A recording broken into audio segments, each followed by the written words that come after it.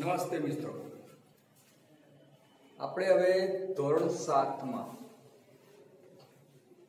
જે પહેલા પણ આપણે વિડિયો દ્વારા ભણાવવામાં આવતું હતું, હવે ફરી પણ ભણાવવામાં આવી રહ્યું છે. શાળામાં આપણે સ્વાધ્યાય 11 શરૂ કર્યું હતું, એને આપણે હવે થોડું આગળ ભણાવીશું.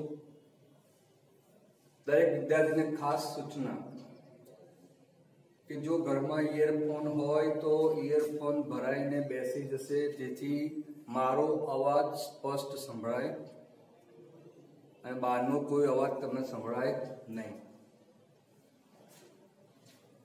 હવે આજે આપણે સ્વાધ્યાય 11 ચાલુ પરિમિતિ અને ક્ષેત્રફળ એ શીખવાનું છે. આજે મેં બે જાતની આકૃતિ દોરી છે બોર્ડ પર. પહેલી દોરી સમાંતર બાજુ ચતુષ્કોણ દોર્યો છે અને બીજું દોર્યો છે ત્રિકોણ. બંનેનું આપણે ક્ષેત્રફળ શીખવાનું છે. તો ક્ષેત્રફળ શીખીએ પહેલા સૂત્ર પણ આવડવું જોઈએ અને સૂત્ર સમજવું પણ પડશે. તો પહેલું સૂત્ર આપણું છે સમાંતર બાજુ ચતુષ્કોણનું ક્ષેત્રફળ બરાબર b ગુણ્યા h. b એટલે શું? તો b એટલે પાયો અને h એટલે આપણે કેટલી આપણી હાઈટ છે, હાઈટ નો h. ગણિતની ભાષામાં શબ્દ બીજો વેધ. એટલે b એટલે પાયો અને h એટલે વેધ અથવા ઊંચાઈ. તો આકૃતિમાં જોઈએ પાયો ક્યાં હોય અને વેધ એટલે કે ઊંચાઈ ક્યાં હોય. તો કોઈ પણ તમે આકૃતિ દોરો તો એની ચાર બાજુ છે, ચાર બાજુ છે. તો આ બાજુ બધું શું કહેવાય? એનો પાયો કહેવાય. ઇંગ્લિશમાં એને બેઝ કહેવાય. બેઝ, BASE, બેઝ એ પાયો કહેવાય. ઇંગ્લિશમાં એને બી કહે છે. એ પણ પાયો કહેવાય, આ પણ પાયો કહેવાય. ચારે ચાર દિશા એનો પાયો છે. કેવી રીતે? તો ત્યાંથી એની ઊંચાઈ પ્રાપ્ત થાય. જેમ કે અહીંયાથી જે ઊંચાઈ નીકળે છે ક્યાં સ્ટાર્ટ આવે છે? અહીંયા આડી. તો આ એની ઊંચાઈ થઈ ગઈ. ઊંચાઈ એટલે ઉપર તરફ ઊંચાઈ જવાનું. અહીંથી જાઓ તો ગમે તે ધારો કે અહીંથી બી આવી શકે, આમ આવી શકે. તો અહીંથી જો અહીંયા થયું તો કે આ ભાગ ઊંચાઈ જશે. તો આ એની ઊંચાઈ થઈ ગઈ, આ એનો પાયો થઈ ગયો. ઊંચાઈ એટલે h થઈ ગયો. તો આવા દાખલા આપણે ગણવાના છે. પાયો કોને કહેવાનું છે અને ઊંચાઈ કોને કહેવાનું છે. દાખલા પહેલામાં સૂત્રો મેં આપી દઈએ. અહીંયા પાયો નીચે છે અને અહીંયા એની ઊંચાઈ છે. પાયાનું નામ છે સીડી અને આ છે એની ઊંચાઈ. ઊંચાઈનું નામ છે AM. આવું તમારે પહેલા સમજવાનું છે. આકૃતિ દોરવાની, એની ઊંચાઈનું નામ શું છે, પાયાનું નામ શું છે, એ બધું તમારે આકૃતિ દોરીને સમજવાનું છે. તમને કીધું પાયો તો કઈ ખબર પડે કે નીચેનો પાયો છે આપણો. અને ત્યાંથી જે તૂટક રેખા ઉપર તરફ જાય છે, ઊંચાઈ તરફ જાય છે, એ એની શું કહેવાશે? ઊંચાઈ કહેવાશે. તો આવા શબ્દો તમારે બોલીને તૈયાર કરવાનો. જેટલું તમે બોલીને તૈયાર કરશો એટલું તમને જલ્દીથી આવડશે. તો એના માટે તમારે આકૃતિ દોરવી પડશે, દાખલો ગણવો પડશે, તો જ આવડશે, બાકી આવડશે નહીં. તો હું દાખલો પહેલો જો તમે સમજી લો. અહીંયા લખ્યું છે b બરાબર 15, b બરાબર 15 અને h બરાબર 10 છે. તો મેં સૂત્ર લખ્યું છે દાખલા પહેલામાં કે સમાંતર બાજુ ચતુષ્કોણનું ક્ષેત્રફળ બરાબર b ગુણ્યા h. તો જેમાં b કેટલો હતો? તો b કે 15 સેમી, તો 15b. h કેટલો છે? તો કે h 10 સેમી, તો કે h એટલે 10. b નીચે b લખી નાખ્યો, h નીચે h લખી નાખ્યો. વચ્ચે નિશાની છે ગુણાકાર. તો 15 ગુણ્યા 10 125. આ એનું શું આવી ગયું? તો કે ક્ષેત્રફળ આવી ગયું. હવે ક્ષેત્રફળ હંમેશા જે જવાબ આવે એની પાછળ એનો એકમ લખવો પડે.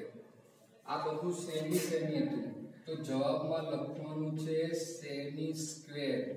આ આવા જવાબ આવી ગયો 150 સેમી સ્ક્વેર.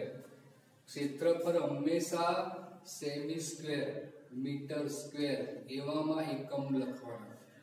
બંને રકમ જો મીટર મીટર હોય તો જવાબ લખવાનો મીટર સ્ક્વેર, અને બંને સેમી સેમી છે તો લખવાનું સેમી સ્ક્વેર, કારણ કે આ પણ સેમી, સેમી ગુણ્યા સેમી એટલે ઘાત થયો સરવાળો, બે વખત થયા સેમી એટલે સેમી સ્ક્વેર લખવાનું. મીટર મીટર બે વખત એટલે મીટર સ્ક્વેર. એવું તમારે હવે યાદ રાખવાનું છે. હવે દાખલો બીજો સૂત્ર લખીને ટૂંકમાં સૂત્ર લખીને સમાંતર બાજુનું સમાંતર લખ્યું છે, ચતુષ્કોણનું ચ લખ્યું છે અને ક્ષેત્રફળનું ક્ષય લખ્યું છે બરાબર 2 ગુણ્યા h. હવે દાખલામાં થોડો બદલાવ હશે. દાખલો પહેલો જે આપણે ભણ્યો એકદમ ઈઝી, બહુ સહેલામાં સહેલો, બસ v કેટલો h કેટલો, બે ની વચ્ચે ગુણાકાર, એ ગુણાકાર કરી નાખ્યો, જવાબ આવી ગયો, દાખલો પૂરો થઈ ગયો. આવી 1 માર્કની ખાલી જગ્યા આવશે, એ તમારે રેડી કરી દેવાનું છે દાખલા. બીજો દાખલો છે કે b બરાબર છે 10 સેમી, તો હું b ની જગ્યાએ લખી નાખું 10 ગુણ્યા h કેટલો છે તો કે h 5.5 સેમી, તો ગુણ્યા 5.5. હવે મેં પોઈન્ટ ના લખ્યું, આપણે શીખવાડ્યું કેટલી વખત કે પોઈન્ટ પછી જો એક રકમ હોય તો શું કરાય, પોઈન્ટ પછી બે રકમ હોય તો શું કરાય. તો આમાં શીખીએ આપણે પોઈન્ટ પછી એક જ રકમ હતી તો નીચે શું લખી નાખવાનું છે આપણે 10, બે રકમ હોય તો શું લખવું પડે 100. તો અંશના 10 છેદના 10, 10 10 સુધી ગયા તો વધ્યું ખાલી 55, અને બંને સેમી એટલે જવાબ આવશે સેમી સ્ક્વેર. આ આવી ગયું એનું ક્ષેત્રફળ. એ પણ જો આપણે ક્ષેત્રફળ સેમી સ્ક્વેર લખી નાખ્યું, એટલે ક્ષેત્રફળનો જવાબ જ્યારે તમે લખો એનો એકમ સેમી સ્ક્વેર, મીટર સ્ક્વેર એ લખવાનું ભૂલવાનું નહીં. 3 નંબર લખી સૂચના में समांतर बाजू चतुष्कोणનું ક્ષેત્રફળ બરાબર 2 ગુણ્યા h. 3 નંબર જુઓ, દાખલો થોડો અલગ છે. ક્ષેત્રફળ આપ્યું 60 સેમી, h આપ્યો 7.5, મતલબ આપણને b નહીં આપ્યો, b આપ્યો નથી એટલે b શોધવાનું છે. આ જોઈને બધાને ખબર પડે કે b આમાં b h બંને આપ્યા હતા. દાખલા નંબર 2 માં b h બંને આપ્યા હતા, પણ આમાં h જ આપ્યો છે 7.5, b આપ્યો નથી. તો એ 7.5 એ પોઈન્ટ કાઢી શું કરી નાખ્યું મેં 10 લખી નાખ્યા. b કેમ લખ્યો પાયો, b આપણને આપ્યો નથી. તો આપ્યું છે ક્ષેત્રફળ આપ્યું છે, તો ક્ષેત્રફળ નીચે ક્ષેત્રફળ લખવાનું, b નીચે b આવી ગયું, h નીચે h. ક્ષેત્રફળ કેટલું હતું 60 સેમી સ્ક્વેર, આ રકમ થઈ ગઈ આપણી 60. વચ્ચે કોણ આવી ગયું છે હવે જોઈ લો, બરાબર, બરાબર છે 60 છે, વચ્ચે બરાબર છે અને b ગુણ્યા 75/10.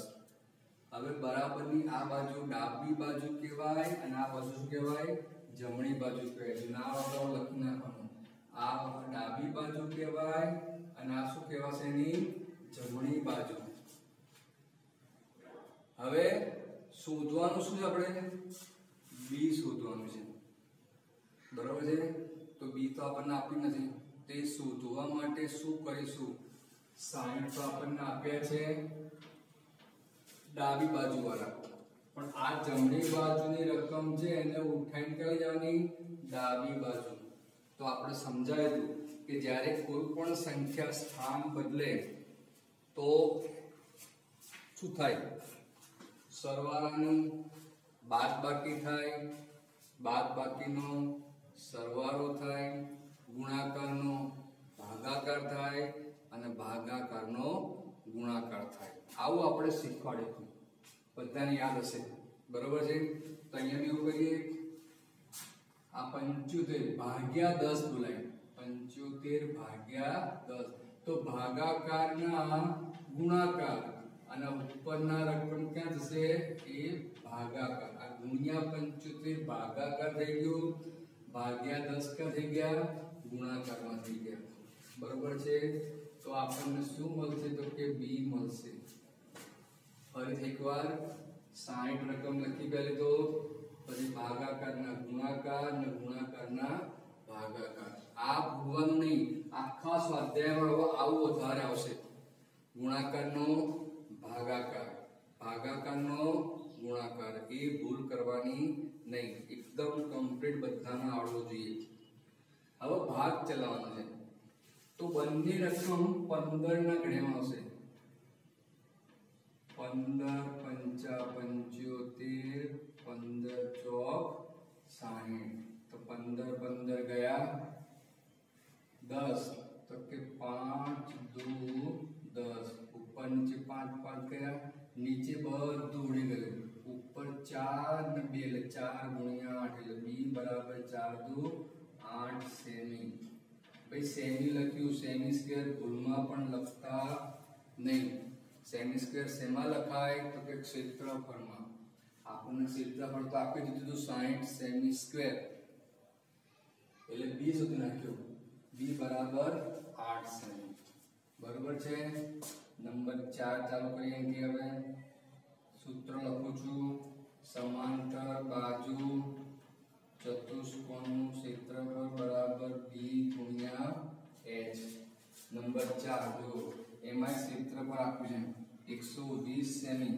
તો ક્ષેત્રફળ જગ્યાએ 120 લખી નાખ્યા મેં h ફરી h આપ્યો છે ફરી b નથી આપ્યો તો b ના b અને h બરાબર 15 ખબર પડી કે ના પડી હવે વચ્ચે બરાબર આવી ગયું ડાબી બાજુ અને શું કહેવાય જમણી બાજુ વ્યાખ્યા બનાવવું કરતા હતા આપણે ડાબી બાજુ બરાબર જમણી બાજુ હવે શોધવાનું છે b તો પહેલા લખીએ 120 ના 120 હવે આ જમણી બાજુ વાળું ક્યાં આવશે ડાબી બાજુ તો ગુણાકાર છે ગુણ્યા 15 તો ગુણાકારના ભાગાકાર બરાબર શું હશે b આ 15 ના ગણ્યામાં આવે 120 15 * 120 એટલે b બરાબર 8 સેમી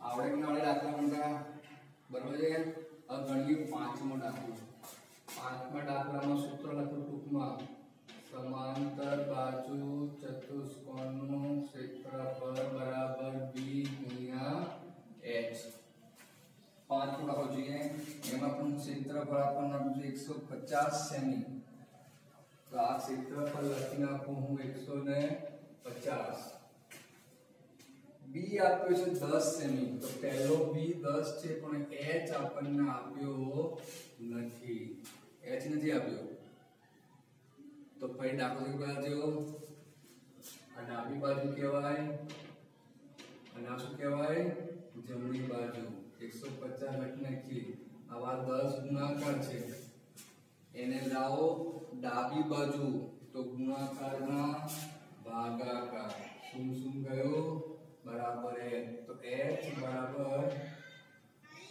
15 સેમી હવે દાખલો છઠ્ઠો આવ્યો સમાંતર બાજુ ચતુષ્કોણનું ક્ષેત્રફળ બરાબર b ગુણ્યા h છઠ્ઠો દાખલો જોઈએ હવે એમાં ક્ષેત્રફળ 200 સેમી સ્ક્વેર છે અને એમાં પણ b છે 16 તો ક્ષેત્રફળ 200 અને b 16 સેમી પણ h આપણને આપ્યો નથી તો હવે શું કરશું ડાબી બાજુ થઈ ગયું અને પાછળ વાળો જમણી બાજુ થઈ ગયું લખીએ રકમ પહેલી આ જમણી બાજુ 16 ગુણાકાર છે એને ડાબી બાજુ લાવવાના છે તો જગ્યા બદલાય સ્થાન બદલાય તો શું થાય ગુણાકારના તો કે ભાગાકાર થશે બરાબર h હવે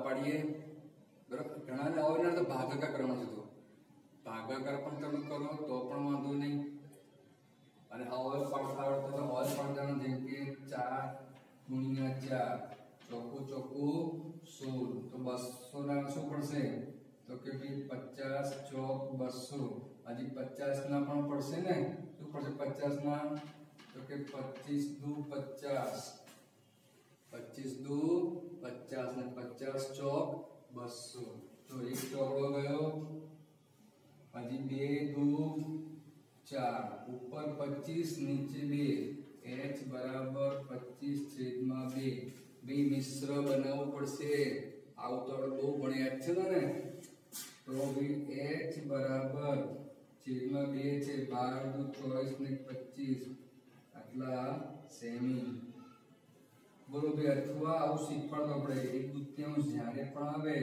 એને ટૂંકમાં શું લખાય, 12.5 સેમી, યાદ છે આપણે શીખવાડ્યું તો બધાને. અથવા પણ આ બંને જવાબ બે સાચા, જવાબ શું છે, બે સાચા જ છે, પણ 1/2 ને ટૂંકમાં લખાય 0.5. તો 6 દાખલા આપણે ગણ્યા, સમાંતર બાજુ ચતુષ્કોણના દાખલા ગણ્યા, એ બધાય ગણતરી કરવાની છે. હવે ત્રિકોણનો દાખલો, એ પણ એવો જ છે, ત્રિકોણને 3 બાજુ હોય, ત્રણે બાજુ એના પાયા છે, અને જ્યાંથી ઊંચાઈ લીટી જાય એની ઊંચાઈ કહેવાય. તો પાયો BC ને પાયો કહેવાય છે, અને AM એની ઊંચાઈ છે, બરોબર છે. તો આપણે ત્રિકોણનો પણ દાખલો કરી નાખીએ.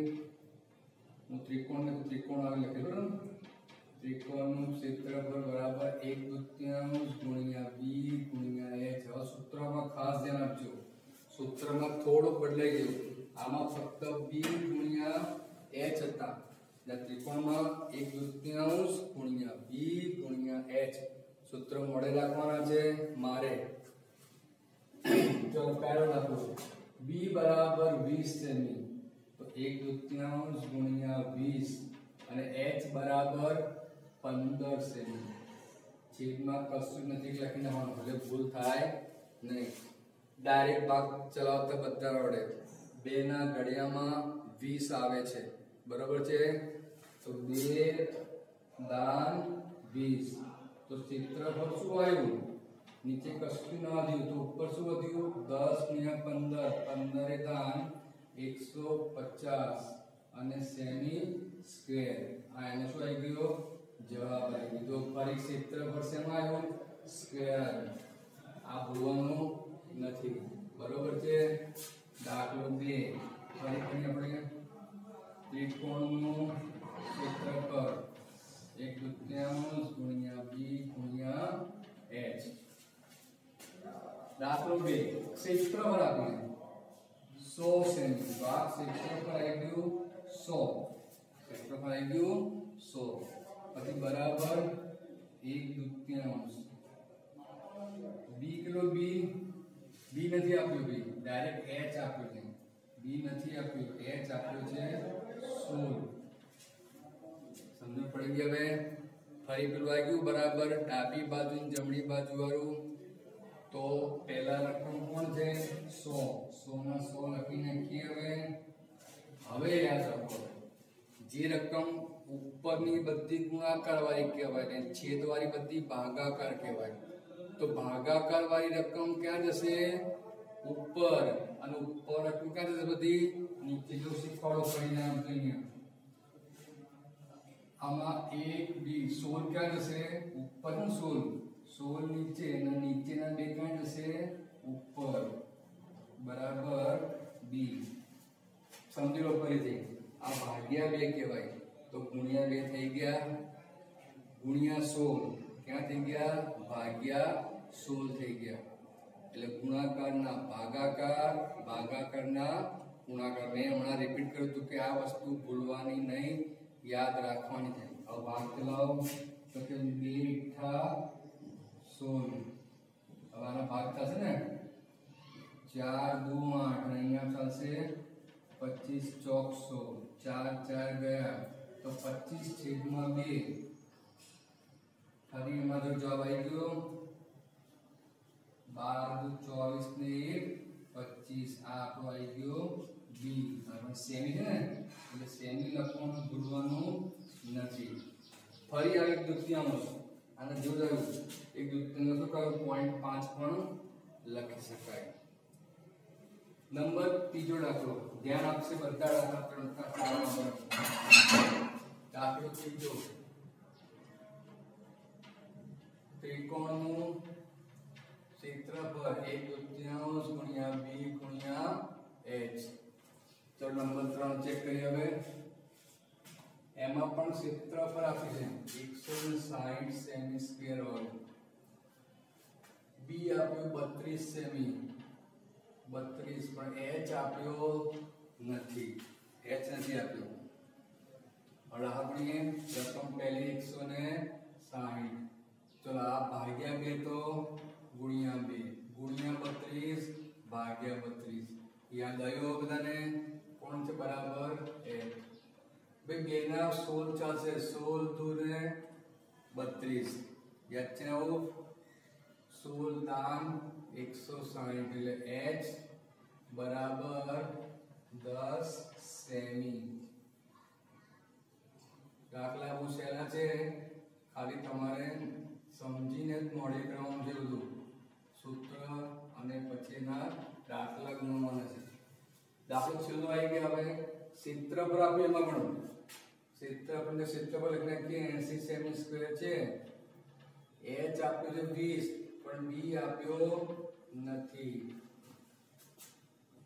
આપ્યો તો હવે પહેલા 80 ના 80 લખી નાખીએ ભાગ્યાના ગુણ્યા અને ગુણ્યાના ભાગ્યા બરાબર 0 0 ગયા 2 2 ગયા તો b બરાબર 8 સેમી થઈ ગયો દાખલો રેડી તો બધાએ દાખલા રકમ પણ લખવાની છે મેં જેવી રીતે રકમ લખી છે 6 રકમ એમાંથી 4 રકમ આમાંથી 10 દાખલા થયા પ્લસ બંને આકૃતિ દોરીને મેં સમજાવ્યું સૂત્ર એ પ્રમાણે પણ તમારે દોરીને પહેલા આકૃતિ દોરવાની છે સમતલ ચતુષ્કોણની અને એના 6 દાખલા ગણવાના છે રકમ સાથે પછી ત્રિકોણની આકૃતિ દોરીને સમજી સૂત્રમાં લખવાનું છે અને એના 4 દાખલા ગણવાના છે તો આટલું બધા એકદમ રેડી કરી નાખવાનું બરોબર છે અને દાખલા પ્રેક્ટિસ કરશો તો આવશે આ દાખલા એકદમ સિમ્પલ શીખવાડ્યા હવે એક જ દાખલામાં આવા બબ્બે દાખલા ગણવાના છે એક જ દાખલો ગણ્યો ને એવા બબ્બે દાખલા એક જ આકૃતિમાં પણ આકૃતિ દોરીને દાખલા ગણવાના છે એ આપણે વિડિયો નંબર 2 માં શીખીશું બરોબર છે પણ ત્યાં સુધી વિડિયો નંબર 1 છે એ તમે એકદમ રેડી કરી નાખો કોઈને પણ ભૂલ ના પડે અને સૂત્ર એકદમ રેડી કરી નાખજો ઓકે ગુડ બાય